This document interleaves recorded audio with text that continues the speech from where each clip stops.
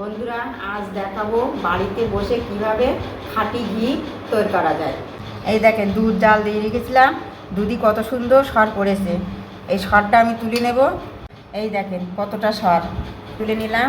আর এই যে আমি এই 4-5 দিন ধরে সরটা তুলে ফ্রিজে রেখে দিয়েছিলাম। এটা নিয়ে একসঙ্গে আজকে ফাটিয়ে নিয়ে জাল দেব। এই দেখেন, এরকমভাবে আমি সরটা ভালো করে ফাটিয়ে নেব। এই দেখেন, আমার এই ফাটানো হয়ে গিয়েছে। 5 মিনিট ধরে এরকম করলেই ফাটানো হয়ে যাবে। এই দেখেন, গ্যাসে বসাই দিয়েছি আমি, মিডিয়াম আছে। এটা আস্তে আস্তে ঘি বার হবে। জোর দিয়ে জ্বালাবেন না, আপনারা পুড়ে যাবে তাহলে তাড়াতাড়ি। এই দেখেন, আস্তে আস্তে ওই গলা শুরু হয়ে গিয়েছে। এই দেখেন, আস্তে আস্তে ঘি বার হয়ে যাচ্ছে। এই দেখেন কতটা ঘি বার হয়েছে। এই যে তেল মতো দেখছেন, এইটাই হচ্ছে ঘি। কত সুন্দর গন্ধ বার হচ্ছে। এই দেখেন, ঘিটা এই বাটিতে ঢেলে নিচ্ছি।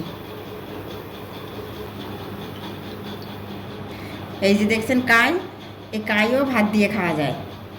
গরম ভাতের সঙ্গে মেখে খেলে খুব সুন্দর লাগে।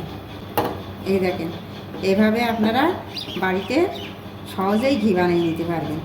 এই যে ঘরোয়া ঘিয়ের গন্ধ, স্বাদ দুটোই খুব সুন্দর।